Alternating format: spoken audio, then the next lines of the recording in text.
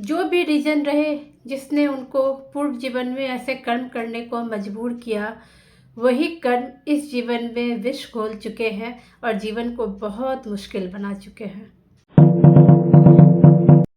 सभी को नमस्कार। मैं नम्रता श्रीवास्तव आप सबों का बहुत बहुत स्वागत करती हूँ। आज मैं पूर्व जन्म की एक बहुत ही अनोखी घटना लेके आई हूँ और ये घटना ये बताती है कि किस तरीके से हमारे जो बीज हम रोपते हैं वो किस तरीके से हमें फल देता है और किस किस रूप में फल देता है। एक इंसान ने मुझसे कांटेक्ट किया। उनका ये कहना था कि इस जीवन में वो कर्ज के बोझ तले दबे हुए हैं और कर्ज का बोझ कुछ ऐसा है कि वो सिर्फ अपनी वजह से ही नहीं, अपने फैमिली मेंबर्स की वजह से भी इस कर्ज में डूबे हुए हैं। पहला, उनकी जो वाइफ है, वाइफ की बहन यानी इनकी साली की शादी इनके ही भाई के साथ हुई है। ये और इनके भाई, इनकी शादी हुई दो सगी बहनों के साथ। बड़ी वाली बहन इनकी वाइफ है और छोटी वाली बहन इनके भाई की वाइफ है। इनका ये कहना था कि इन्होंने ये डिसाइड किया कि हमें अपना घर लेना चाहिए। इन्होंने और इनकी साली ने ये डिसाइड किया कि चलिए, इनकी साली के कहने पर, जैसा इन्होंने मुझे बताया मैं वैसा आपको बता रही हूँ कि इन्होंने कुछ लोन लिया, अच्छे अमाउंट का लोन बैंक से लिया अपना घर खरीदने के लिए। और इनकी साली का कहना था कि वो भी लोन लेंगी और इस तरीके से ये लोग एक घर खरीदेंगे। इन्होंने वो लोन ले लिया, लेकिन इसके बाद इनकी जो साली है उनका इरादा बदल गया। उन्होंने ना तो लोन लिया, ना ही घर खरीदने में कोई इंटरेस्ट दिखाया और ये उस लोन के तले दब गए। लोन के जो पैसे थे ये चाहते तो उसको वापस कर सकते थे, लेकिन परिस्थिति कुछ इस तरीके से हुई कि इनको वो लोन के पैसे का हेवी अमाउंट अपने घर में लगाना पड़ गया, क्योंकि उसी समय इनकी मदर और इनकी सिस्टर के कुछ डिमांड आ गए, घर में कुछ रिपेयर की बात हो गई, इनको वो पैसे वहाँ लगाने पड़ गए। क्योंकि मैंने इनसे पूछा कि अगर आपकी साली ने बाद में पलट गई, उन्होंने लोन नहीं लिए, घर खरीदने का इंटरेस्ट ख़त्म कर लिया कि नहीं लेना है, तो फिर आप वो पैसे सीधे सीधे बैंक को रिटर्न कर देते और आपका जो भी था लोन वो ख़त्म हो जाता। तब उन्होंने मुझे बताया कि इनकी माँ और बहन के कहने पर इनको वो पैसे अपने घर में लगाने पड़े, घर को रिपेयर करने में लगाने पड़े। इतना ही नहीं, टाइम टू टाइम इनकी जो बहन है उनके डिमांड्स आते रहते हैं। बहन जो है वो इनके ही घर में रहती है, मायके में ही रहती है। वो अपने शादीशुदा बहन है, बच्चे भी हैं, लेकिन उनका परिवार उस तरीके से नहीं चल पाया तो वो अपने मायके में ही रहती है। और ये जो इंसान है जिन्होंने मुझसे कांटेक्ट किया, इनकी पत्नी का जो है मतलब घर में कुछ खास मतलब नहीं बनता, लोगों के साथ दिक्कत रहती है, इस वजह से ये किराए के घर पे अलग रहते हैं। अब आप यहाँ पे समझने की कोशिश कीजिएगा, घर इनका अपना, लेकिन रहती है उसमें इनकी शादीशुदा बहन। ये उस घर के बेटे होके और इनकी पत्नी उस घर की बहू होकर के भी ये लोग किराए के मकान में अलग रहते हैं, उसका रेंट भरते हैं। बोझ तले कर्ज के ये दबे हैं, ये तो मैंने बता ही दिया। टाइम टू टाइम इनको फैमिली प्रेशर ऐसा आता है, इनकी बहन का प्रेशर ऐसा आता है, माँ का प्रेशर ऐसा होता है कि इनको अपने परिवार के लिए भी लोन लेने पड़ते हैं। अभी रिसेंटली इतने लोन में दबे होने के बाद भी इनको कुछ अमाउंट का और लोन लेना पड़ गया, जिसे इन्होंने अपनी बहन को दिया, बहन के लिए लिया इन्होंने। तो इनका ये कहना था कि मैं इतने लोन के तले क्यों दबा हुआ हूँ, परिस्थिति मेरे अगेंस्ट क्यों जा रही है, मैं जो भी काम करता हूँ वो सफल क्यों नहीं होता, सारी चीज़ें उलट क्यों जाती है, मुझे इतनी दिक्कत क्यों आती और पैसे का इतना नुकसान मुझे क्यों होता है। जब इनका पास्ट लाइफ रिग्रेशन किया गया तो वहाँ पर ऐसा दिखता है कि इनको एक जो झोपड़पट्टी टाइप की जगह होती है ना, झोपड़पट्टी, छोटे छोटे झोपड़ी बने होते हैं, काफ़ी सारे घर रहते हैं, इस तरीके का इनको दिख रहा है। और वहाँ पर ये अपने आप को, जब मैंने कहा अपने आप को देखिए कि आप किस रूप में हैं, तो ये अपने आप को आइडेंटिफाई करते हैं कि ये एक पुरुष के रूप में ही है उस जीवन में भी। और इन्होंने अपने आप को कुछ इस तरीके से देखा है कि इन्होंने ब्लैक तरीके के कपड़े पहने हुए हैं और इनको ऐसी फीलिंग आ रही है कि ये उस घर में, एक घर के अंदर ही अपने आप को बता पाते हैं। और जब मैंने पूछा है कि बताइए कि आप इस घर में क्या कर रहे हैं, क्या ये आपका घर है, कुछ देर सोचने के बाद ये बताते हैं कि नहीं, मैं इस घर में चोरी करने घुसा हूँ, इस घर से चीज़ें चुराने के लिए घुसा हूँ। उसके बाद ये उस घर में चोरी कर लेते हैं, जो भी सामान इनको मिलता है। हालांकि जो प्रॉपर्टी में इनको क्या मिल पाया ये तो इन्होंने नहीं बताया, लेकिन हाँ चीज़ें इनको मिली थी, कुछ चीज़ें इन्हें मिली थी जो चोरी इन्होंने किया था, तो चीज़ें इनके हाथ में आई थी चोरी के लायक। वो सामान लेकर के ये उस घर से भागते हैं। वहाँ पर एक चीज़ इन्होंने देखा कि इनके साथ एक इंसान और है। कुछ पहाड़ी जैसी जगह है, वहाँ पर ये अपने आप को भागते हुए देखते हैं, बिल्कुल मतलब भाग रहे हैं, बचने के लिए भाग रहे हैं। और वहाँ पर ये अपने साथ एक इंसान को और देखते हैं, और इनका कहना है कि वो मेरा दोस्त है और वो चोरी में हेल्प करता है। फ्रेंड्स, यहाँ बहुत ही ध्यान से सुनेंगे। वो जो इंसान इनके साथ था वो उनका दोस्त था और चोरी में इनकी मदद करता था, और वही जो इनका दोस्त था इस जीवन में इनका छोटा भाई बन के जन्म लिया है। ये घटना बहुत ही सरप्राइजिंग है, क्योंकि चीज़ें कड़ी से कड़ी जब हम इसको मिलाते चले गए तो चीज़ें इस तरीके से निकलती आ गई कि उस जीवन का जो उनका दोस्त रहा था, जो चोरी में इनकी हेल्प करता था, वो इस जीवन में इनका छोटा भाई बना हुआ है। और सबसे बड़ी बात यह है कि इस जीवन में इनको कुछ ऐसे कोई बुरी आदत तो नहीं है, बस इतना है कि ये लोन तले दबे हुए, कर्ज काफ़ी सारा इनके ऊपर हो चुका है। लेकिन इनके भाई को इस जीवन में भी वो चीज़ें लत लगी हुई है, लाइक जुआ खेलना और ये सब तरह की चीज़ें इस जीवन में भी उनके साथ हो रही हैं, जो संस्कार वो अपने पिछले जीवन से कैरी करके आ रहे हैं। उसके बाद जब मैंने इनको आइडेंटिफाई करने कहा, काफ़ी सारी चीज़ें इस तरीके से ये अपने आप को, ये घटना में ये पहाड़ी पे भागते हुए काफ़ी देर तक ये अपने आप को उसी तरीके से देखते रहे कि मैं भाग रहा हूँ। काफ़ी समय तक इनका ये चला। उसके बाद जब इनको मैंने आइडेंटिफाई करने के लिए कहा कि पहले आप देखिए कि जो लोग आपको इस जीवन में तकलीफ दिए हैं, जिनकी वजह से आप मुसीबत में आए हैं, उनको पहचानिए वो कौन है।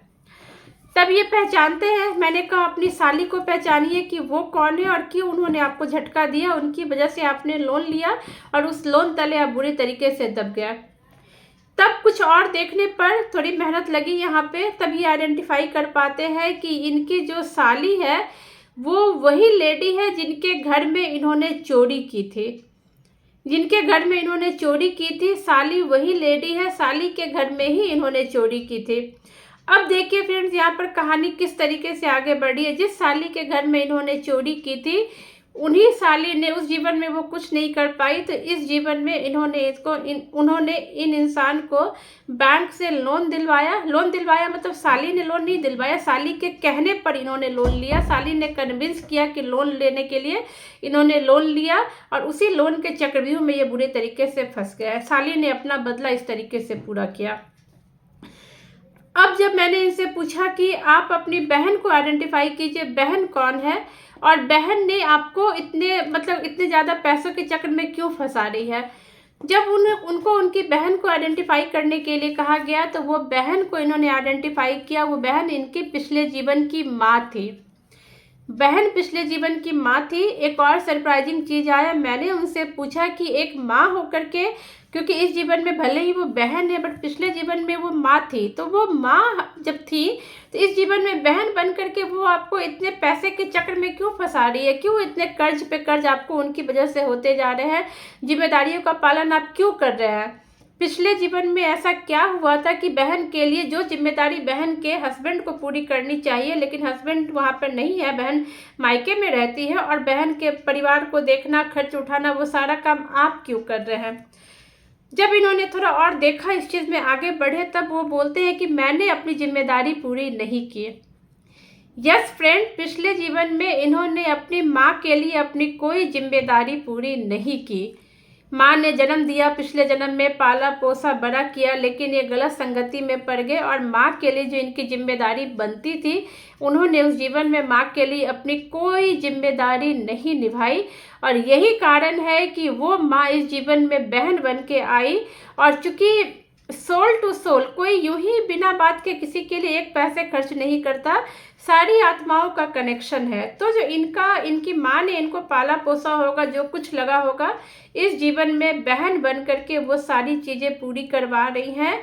वो सारी इच्छाएं, वो सारे पैसों का हिसाब किताब बहन बन के पूरी कर रही है। जो जिम्मेदारी इन्होंने नहीं निभाई थी माँ के प्रति, बहन बन करके वो चीज़ें वो करवा रही है, वो सेवा करवा रही है, वो पैसे ले रही है, वो सब कुछ कर रही हैं। उसके बाद मैंने इनको कहा कि आप अपनी वाइफ को आइडेंटिफाई कीजिए कि वाइफ कौन है। तो जब ये वाइफ को आइडेंटिफाई करते हैं तो ये पाते हैं कि जिस महिला के घर में इन्होंने चोरी की थी, वाइफ उसी महिला की कोई रिलेटिव है। उन्हीं महिला के घर में अपनी वाइफ को ये देखते हैं उस जीवन में, और वाइफ उस जीवन में भी फीमेल ही थी, महिला ही थी। तो वो जो जिस महिला के घर में उन्होंने चोरी की थी, जो इस जन्म में इनकी साली बन के जन्म ली है, इनकी वाइफ उसी महिला के घर में ये उसको पाते हैं, उन्हीं के घर में पाते हैं। उनको कहते हैं कि वो उन्हीं के घर की कोई है साली। अब साली तो खैर जिस तरीके से बदला ले रही है, ले ही रही है। वाइफ इनके साथ रह रही है, वाइफ के लिए भी इनको बहुत सारी जिम्मेदारियों का पालन करना ही पड़ रहा है। भले ही आर्थिक तंगी है, लेकिन वाइफ के लिए जिम्मेदारी इनको निभाना ही पड़ रहा है। जिस तरीके से पिछले जन्म में जिनको जिस तरीके से इन्होंने दुख दिया, झटका दिया, वो चीज़ें इस जन्म में ये पूरा कर रहे हैं। अब यहाँ पर मैंने इनसे कहा, इनके मृत्यु का सीन देखने के लिए कहा, तब ये देख रहे हैं कि मृत्यु इनकी नॉर्मल नेचुरल डेथ इनकी हुई है। डेथ के टाइम पर इनको वहाँ पर अपना कोई नहीं दिखता, ना तो इनकी पत्नी है, ना इनके बच्चे हैं। मैंने कहा कि आप एक बार ठीक से देखिए, हो सकता है महिलाएं घाट पर नहीं आती जहाँ पर इनको जलाया जा रहा है। ये अपने आप को देखते हैं कि इनको जलाया जा रहा है और 10-15 लोग वहाँ पर खड़े हैं, सारे गांव के लोग हैं, लेकिन वहाँ पर ये अपना कोई भी नहीं पा रहे हैं। जब मैंने इनसे कहा कि महिलाएं वैसे भी घाट पे नहीं जाया करती थी, तो आप देखिए शायद वो घर पे होंगी, उनको देखिए कि आपकी वाइफ कौन है, उस जीवन में कौन है आपकी वाइफ।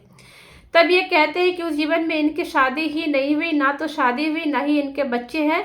मरते समय भी इनका अपना कोई वहाँ पर इनको नहीं मिला। गांव के लोग ही इनको मरा हुआ देखे कि यह डेथ हो चुकी है, तो उनको ले जा करके उन लोगों ने जला दिया। गांव के लोगों ने अपनी रिस्पॉन्सिबिलिटी पूरी की, बट इनका अपना वहाँ पर कोई नहीं था। उस जीवन के जो उनके कर्म थे, वो अकेलापन उन्होंने उस जीवन में भी बांटा, क्योंकि उन्होंने ना शादी उनकी हुई, ना बच्चे हुए, जीवन में कष्ट तो हुआ ही। इस जीवन में बाकी की भरपाई कर रहे हैं। माँ के लिए रिस्पॉन्सिबिलिटी पूरी नहीं की, तो माँ बहन बन करके इस जीवन में सारी रिस्पॉन्सिबिलिटी पूरी करवा रही है, चाहे वो कर्म का हो, रिस्पॉन्सिबिलिटी निभाने की हो, चाहे वो पैसे का हो। माँ वो सारा कुछ एक एक हिसाब इनसे ले रही है। साली का मैंने बता ही दिया, सारी चीज़ें मैंने बता ही दिया आपसे। तो इस तरीके से हम देखते हैं कि पिछले जीवन में इनकी जो बुरी लत थी, जो चोरी की लत थी, उसने इस जीवन में इनके जीवन को कितने कष्ट में डाल रखा है, कितनी ज़्यादा घिर चुके हैं इन कष्टों से। इनके लिए लेसन यही है कि ये जो भी स्ट्रगल इस लाइफ में झेल रहे हैं उसको अच्छे से कंप्लीट करें। स्ट्रगल है, फाइट है, लाइफ में लड़ना पड़ता है। जो कर्म किए हैं उनका निपटारा करें, अच्छे से सारी चीज़ों को करें। जो भी स्ट्रगल आ रहे हैं उनको एक तरीके से अपने लिए अपॉर्चुनिटी माने कि इनको उनके जो बुरे कर्म थे उनसे बंधन से आज़ाद करने का ये टाइम है। इस तरीके से ये अपने सारे कार्मिक अकाउंट को अच्छे से पूर्ण करें। स्ट्रगल आ रहे हैं, थोड़ी मेहनत करें और पैसे कमाएं, और जिस तरीके से ये सोसाइटी को डोनेट कर सकते हैं डोनेट करें और एक अच्छा जीवन प्राप्त करें। इस तरीके से ये कहानी ख़त्म हुई, और ये कहानी आप लोगों को भी बहुत सारे शिक्षा दे सकता है। अगर आप में से कोई भी अपने पेरेंट्स के लिए अपनी रिस्पॉन्सिबिलिटी पूरी नहीं कर रहे हैं तो आज ही सतर्क हो जाइए, क्योंकि वो अपनी रिस्पॉन्सिबिलिटी आपसे ज़रूर पूरी करवाएंगे। अगर इस जीवन में नहीं करवाएंगे तो किसी भी रूप में अगले जन्म में करवाएंगे। आपकी बेटी, बहन, माँ, पता नहीं क्या बन कर करवाएंगे, लेकिन वो करवाएंगे। गलत चीज़ों के चक्कर में अगर हैं तो उसे आज ही रोक दीजिए। थोड़े समय के लिए धन प्राप्ति हो सकती है, सुख की प्राप्ति हो सकती है, लेकिन बाद में ये बहुत काल तक ये कष्ट देता है, तकलीफ देता है। इस तरह से इसकी लर्निंग को लेते हुए इसकी जो PLR है उसको, इस चैप्टर को यहाँ पर क्लोज किया जाता है। Thank you so much friends, thank you.